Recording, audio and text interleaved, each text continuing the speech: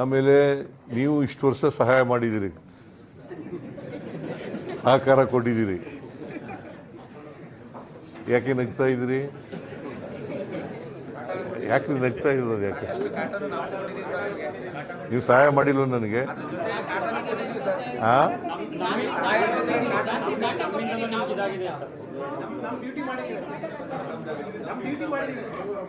ಎಲ್ಲ ಮಾಧ್ಯಮದ ಸ್ನೇಹಿತರಿಗೆ ಧನ್ಯವಾದಗಳನ್ನು ಹೇಳಲಿಕ್ಕೆ ಬಯಸ್ತಾ ಇದ್ದೇನೆ. ಏಯ್ ಹಾಳಮ್ಮ, ನಾ ಇನ್ನೂ ಮುಗಿಸೇ ಇಲ್ಲ.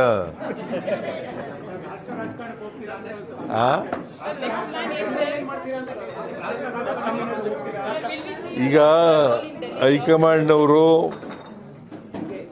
ನನಗೆ ರಾಜ್ಯಸಭಾಕ್ಕೆ ಹೋಗಿ ಅಂತ ಹೇಳಿದ್ರು. ರಾಜ್ಯಸಭಾಕ್ಕೆ ಹೋಗಿ ಅಂತ ಹೇಳಿದ್ರು. ನಾನು ಬಹಳ ವಿನಮ್ರವಾಗಿ ಆಗಲ್ಲ ಅಂತ ಹೇಳಿದೆ.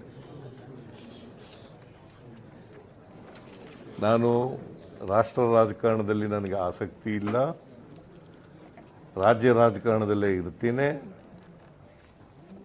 ಅಂತ ಹೇಳಿದ್ದೀನಿ. ನನಗೆ ಇನ್ನು ಜನ ಆಯ್ಕೆ ಮಾಡಿರೋದು ನನಗೆ 5 ವರ್ಷಕ್ಕೆ, ಇನ್ನೂ 2 ವರ್ಷ ಇದೆ.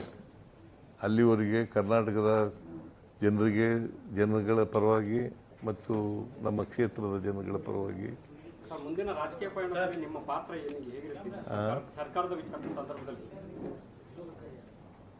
ನಾನು ಈಗಾಗಲೇ ಹೇಳಿದ್ದೀನಿ, I will continue in active politics.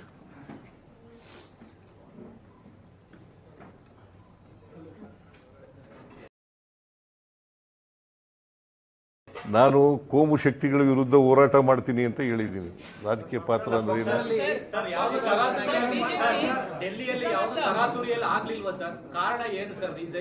ಏನು?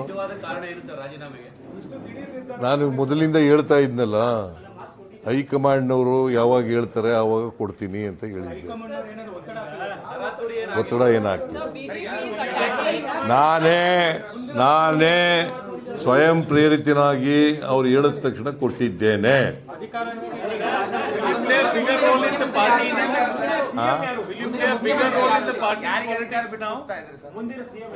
ಒಬ್ರು ಕೇಳಿದ್ರೆ ಹೇಳ್ಬೋದು, ಎಲ್ಲರೂ ಒಟ್ಟಿಗೆ ಕೇಳಿದ್ರೆ 4 ಜನ 5 ಜನ ಕೇಳಿದ್ರೆ ಯಾರಿಗೂ ಉತ್ತರ ಕೊಡೋದು?